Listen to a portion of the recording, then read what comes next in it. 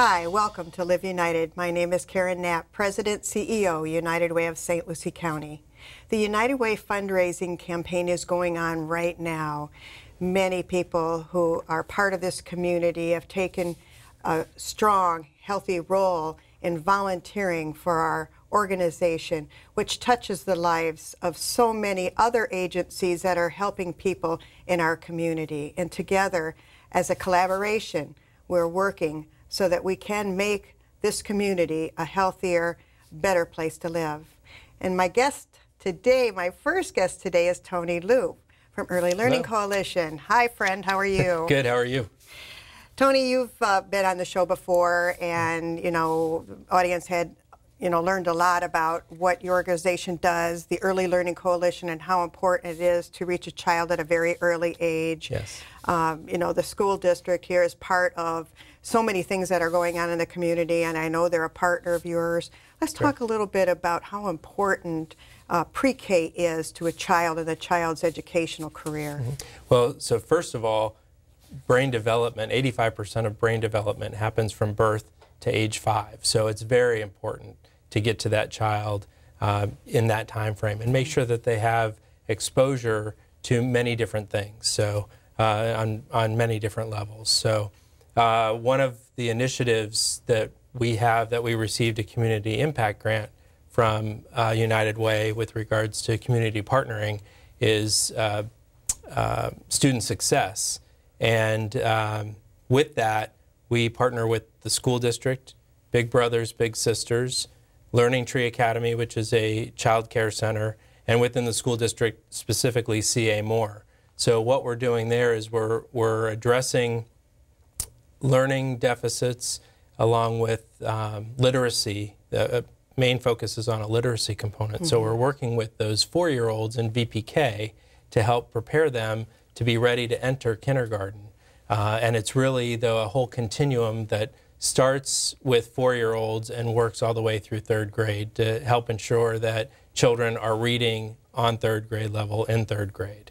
And with the component that we have with the Child Care Center and VPK, we're actually also working with 2- and 3-year-olds. We've let that kind of drift down to the 2- and 3-year-olds as well. So we're really working on improving the whole center as those children come up through to age 4 and then entering kindergarten. So you're going to be able to follow that very, very young child into school, and then, as they progress into 3rd grade, and be able to track that. And that is a very important part of the program, is having the data that shows that whole collaborative program that you have going on right now is really effective, and it's really going to show that through a collaboration of so many agencies that we have, and government, which is the school district. Correct. I mean, working together for children, and that's the most important thing. Yeah, definitely. And it's cost-effective, efficient, and really, I think that people appreciate that and enjoy that, both the agency and the community. I'm sure the parents are thrilled as well. Yes. Parents are involved, correct? Correct, yeah. We hold a monthly parent night, and we alternate between CA Moore and the Child Care Center, Learning Tree. And so one evening a month, we gather the parents together. We go through activities with them in regards to learning with reading with their child, and then they are able to take a book home for their child, and we feed them as well. So it's really, it's about bringing the family together, interacting, and learning together. So you're not only bringing the community and agencies together, you're bringing, families as well. Yes. That's got to be successful. You have an event coming up. It's called your annual Fun Fair event? Yes, this is going to be our 12th annual Family Fun Fair. It will be at John B. Park, the Lawnwood Stadium on Virginia Avenue. That's where we've traditionally held it. I actually have held it for the entire 12 years. So we're really excited. Again, it's a literacy component. Every child that comes will get an age-appropriate book, along with some other goodies that we get donated from businesses and other organizations throughout. And we really try to focus on making sure families are informed of all the different types of agencies and opportunities for assistance, that are out there, just so that sometimes families just aren't aware of what they may have access to. So we have every nonprofit in St. Lucie County is invited to come for free. And then we also have child care centers that will have booths as well. We have demonstrations from the sheriff's office. Usually their K-9 unit comes out, the fire department's there. So just a whole bunch of things to do, and interacting with the family and the children, and really having that literacy component, so that we're really trying to make sure that parents understand the importance of children being able to read, because that's the foundation for learning. Mm-hmm. How many of your child care centers will be in attendance at the fair? We usually have anywhere from about 10 to 15 of the centers participating. And what they do, their portion of participating, they will pick a book, and then they will decorate their booth into the theme of the book, and then they usually read that book to the children when they come through. So there's a lot of interactive. So what age group are you focusing on? It is the very young, pre-K through third grade, or can older children attend as well? Yeah, it really runs the whole gamut. Okay. So anywhere from birth all the way through to 18. So we really want the entire family to come out. So it's not just about birth to 5 or the pre-kindergarten, kindergarten, elementary age children. It's really about the whole family. Will there be other resources there for parents when they're making the decision on, where to put their child? I'm sure many of them, don't know where to turn. Does your agency also provide that as well? We do, yes. So anyone, whether they're in any of our programs or not, any caregiver can reach out to us, and we'll be happy to customize a list of child care centers within particular zip codes, so that they don't have to try to look in the phone book or look online. I said the phone book, I don't think we even get phone books anymore, but to get online. We don't use them if we get them. That's right. So, but basically they don't have to worry about searching. We can give them a list with phone numbers and contact information, and then we can also give them a checklist that they can use, so that when they go out to those centers, they'll have an understanding of what they should be looking for to help ensure that they're putting their child in a place that's right for that child. And how do families qualify for your program? So with the school readiness program, it is income qualified, so they have to be at or below 150% of the federal poverty guidelines.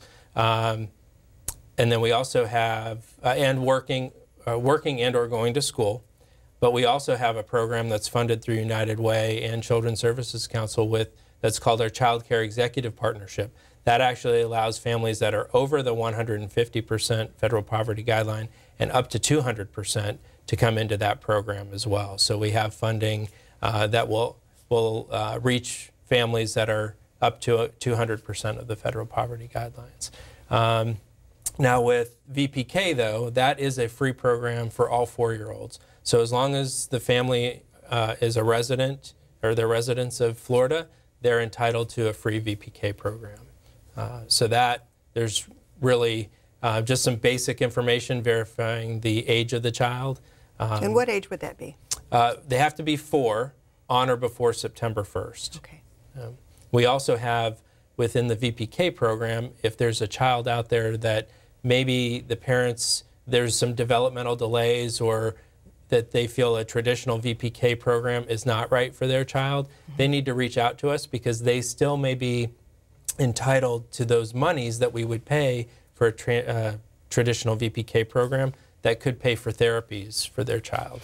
And what's the difference between a program that is run outside Early Learning Coalition and then, your daycare centers? So with that, the ones that are contracted with us, they receive technical assistance. They receive, of course, we pay for the children that qualify for those programs, so they're receiving monies from us to care for those children. Mm-hmm. But there's a lot of technical assistance and trainings that are available for those providers and their teachers. So we really work on increasing the level of the teacher, and we're focusing in on a program called CLASS. And what that class program is, it's really working on the teacher-child interaction and making sure that it's a loving, nurturing environment and prepares a child or has a lot of learning ability around that. Mm-hmm. So. Yeah, that's very important. Yes. You have other programs, or is there something that we're missing here with your program that you would like to bring out? I know that you do more than that, and you know, we were talking earlier about all the partnerships that we have in the community, both United Way and Early Learning, you know, and how it's very helpful for us to do our jobs, you know, when we do, you know, have these partnerships. Yeah, exactly. We really partner with several different agencies, not just a few, and that's really important because we're not experts on everything, but working with the health department and the nurses, they go out and will do a health screening on the children. So they'll check their vision, their BMI, their weight, and, you know, just make sure that they're hearing, those types of things, oral as well. So they'll do a screening of their mouth.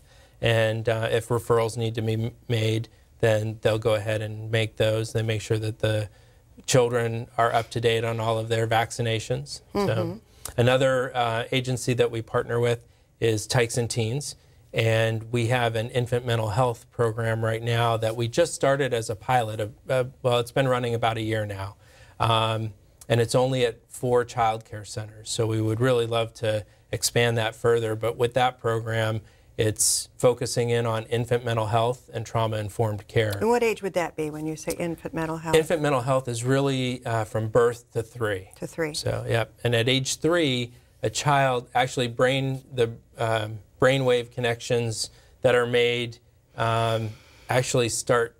The brain naturally has a pruning process that if the child's not developing and learning, that some of those things that they have learned could actually end up, they could forget and not ever have access or, you know, recall those types of things. So, and children that have that may have behavior issues, they may possibly be a candidate for us to work with them. And we have licensed clinicians from Tykes and Teens that actually spend at least 1 day a week at the centers, and then they work directly with the families. They'll either go to the family's home, or they'll meet with the family at the center, or sometimes they even come to our office to have some counseling sessions. Right. So what would be the first step if a parent wanted to participate?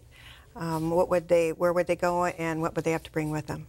With regards to the Tykes and Teens program, or the infant mental health program, or just your program in general? Because once they get in your program, you know, they can possibly take advantage, you know, especially if they ask. Correct. You know, which daycare center. Yeah.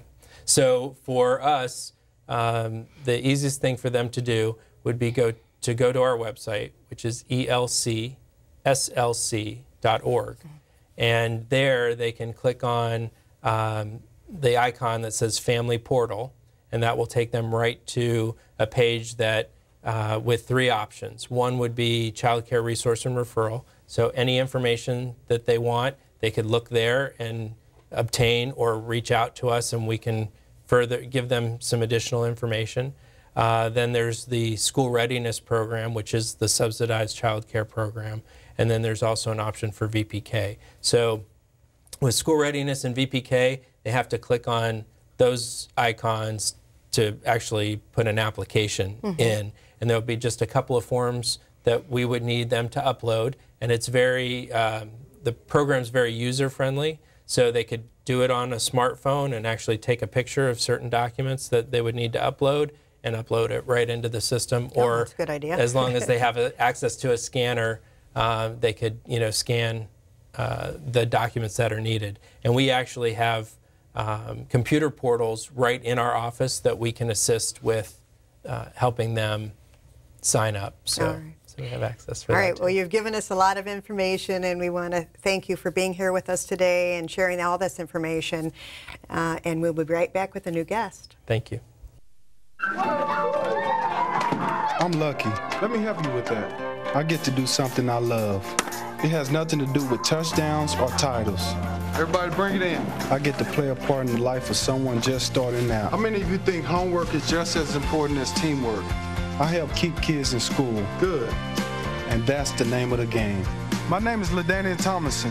I don't just wear the shirt, I live it. Give, advocate, volunteer. Live United. Hi, welcome back. Now, our guests now are from the Department of Health and, of course, one of our special volunteers, right, Jennifer? It's so nice to have you on our program, but when you bring a volunteer, that means a lot to United Way because we know how important they are. Let's talk a little bit about your position at the Department of Health and why it's so important to get this message out today. Great, thanks so much for having me. I am the Community Health Promotion Director with the St Lucie County Health Department, and one of my main roles is overseeing our Community Health Improvement Plan. In 2015, the Health Department launched a Community Health Improvement Plan and brought together some stakeholders and partners and community members from around the community, and they actually launched the Healthy St Lucie Coalition. So they're focused on breastfeeding initiatives, trying to get people to eat healthy from birth, and then we're also working on healthy eating habits for a lifetime as well.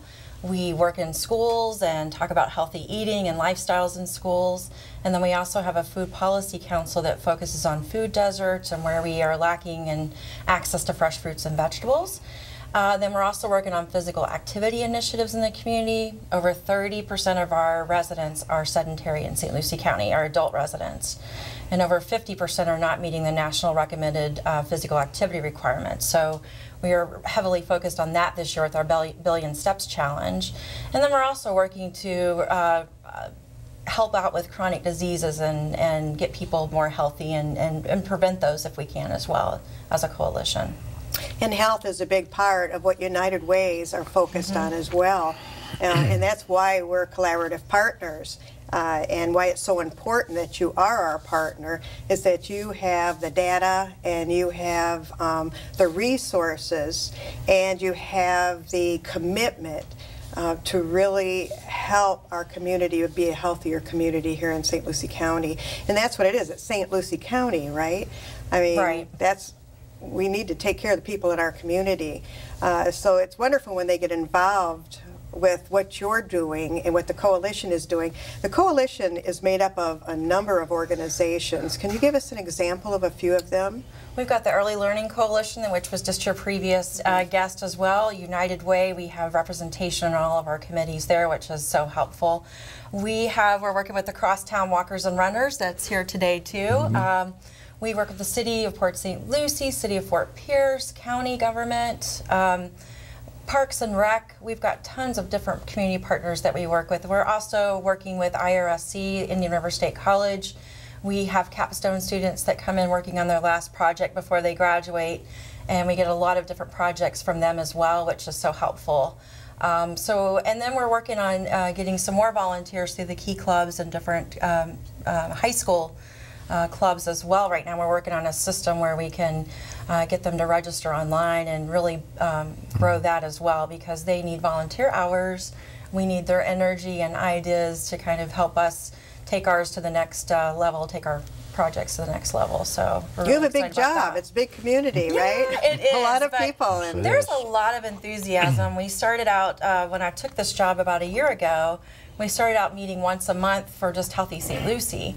And it became pretty clear pretty soon that we needed to have more meetings and break out a little bit to handle some of the issues in our community health improvement plan. So we established a breastfeeding work group. We just established a physical activity council, and we already had a food policy council meeting once a month too. And those groups want to meet monthly right now. I tried to get them to take a break in the summer, and they said no, we've got really important work to do. And so the enthusiasm's been amazing with the partners that are at the table to work with. So, and we couldn't do it without them. It's a huge community, and it's a lot of work. So everybody has to collaborate to make this happen. So it's very exciting.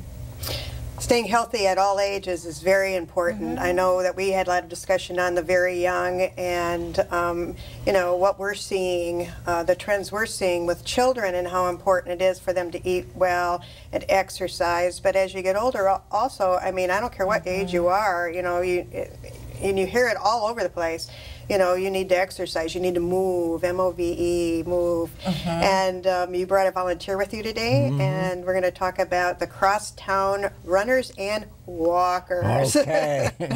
I'm sure we need to emphasize very much the walkers, because precisely one of the reasons for the successes that we're having with the Crosstown runners, walkers, and walk runners, I might add, is the fact that we embrace everyone that is, you know, willing to be involved with us. Okay, Crosstown runners, walkers started approximately 2 years ago. All right, and I was not there when they first started. I might say that runners, walkers too, around the community, around the Treasure Coast, as a matter of fact, they run. You know, they get into small groups and they run. Okay.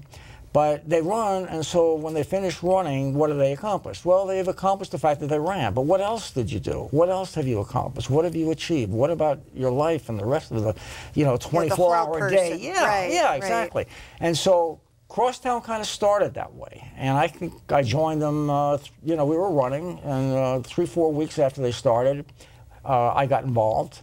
And we started to partner with myself and with Carla Aviles, who unfortunately not here but working today, and another lady, Tanya. And we started maybe with 3-4 people. And that's the way it was for a few weeks. And gradually it started getting larger. A lot more people started coming, got involved. And why was that? Why were we expanding that way? And I think the basic reason is because we're very open, we're very enthusiastic, very encouraging, okay? We promote, we don't just run or walk run, we do more.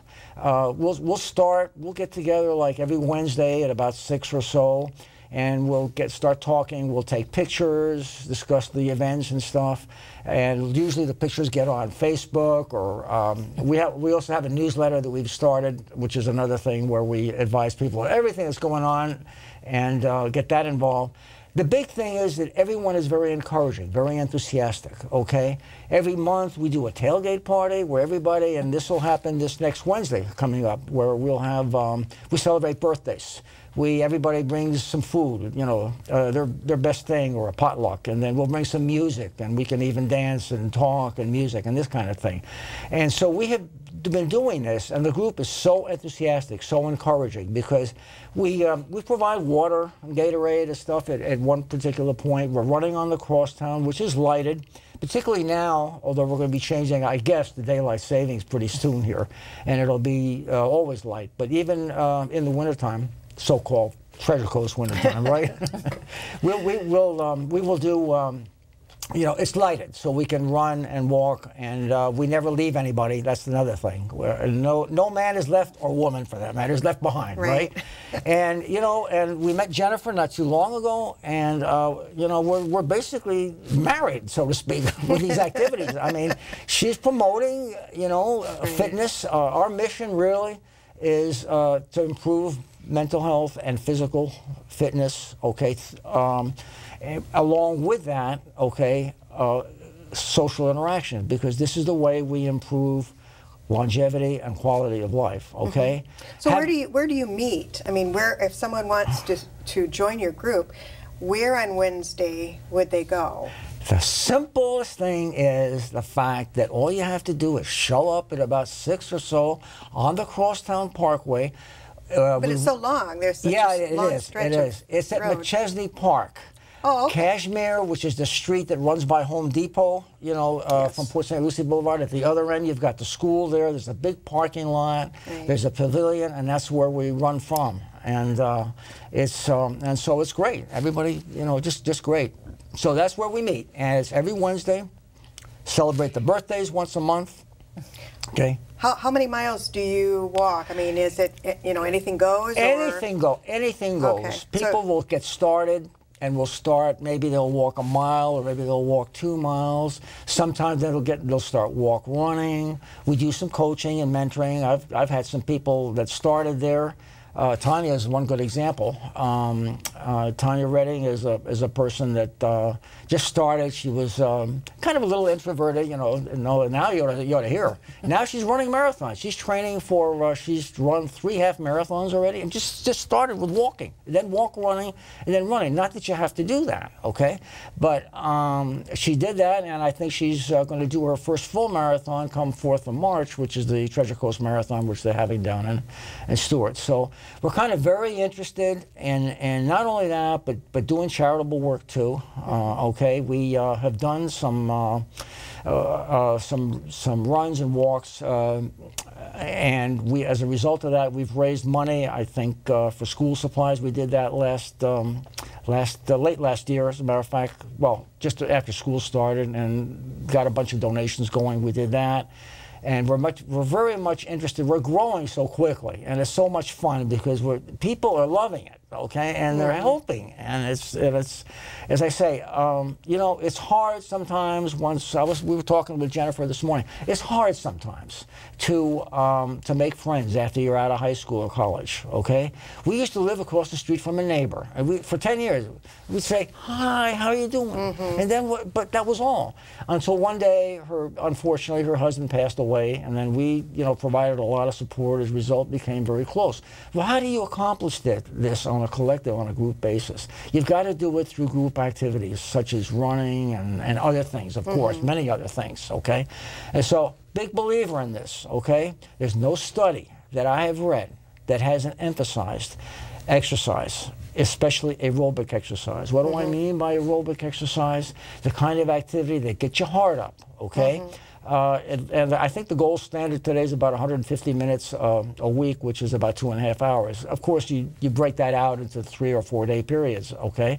And you work on it, you know. And, you know, the sky is the limit in terms of what you can enjoy, what the benefits are. So we really, really believe in this, and I think we're making great strides. I think we're going to do a lot with the Billion Steps Challenge, Jennifer. I really do, as we spread out into other communities and really contribute. I bet you're hoping or wishing that you could duplicate this throughout the county.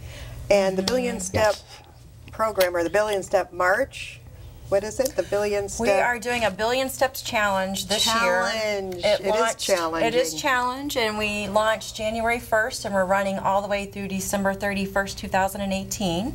So we have over 518 walkers right now registered, and 59 teams as of this morning. So we're really excited about that launch so far. But we're going to be able to onboard teams and individuals for the rest of the year. We're not closing registration. So we're hoping to onboard new organizations all year long. And one of the unique things, I think my 1-year anniversary with the Crosstown Walkers and Runners is next Wednesday. I'm so excited for That's wonderful. Yeah, I know. And you will be recognized, trust me. Well, they've been very gracious, but like you said, I would love to. One of my big ideas was, let's do this in neighborhoods where people can walk with neighbors and that they get to know each other and kind of foster that community socialization and knowing who your neighbors are. If someone wants to sign up for the Billion Step Challenge, where would they sign up? Is there a website? There is. They can actually go to healthystlucie.org, and on our webpage is a place where you can hit the registration link to sign up for that. Okay, well, I want to thank you both for joining us. You gave us a lot of information, and on Wednesdays they show up at McChesney Park. Right. And they'll see a bunch of wonderful people who want to run and walk. So I want to thank you for joining us, and I want to thank you for joining us. And if you'd like to learn more, just call the United Way. Thank you.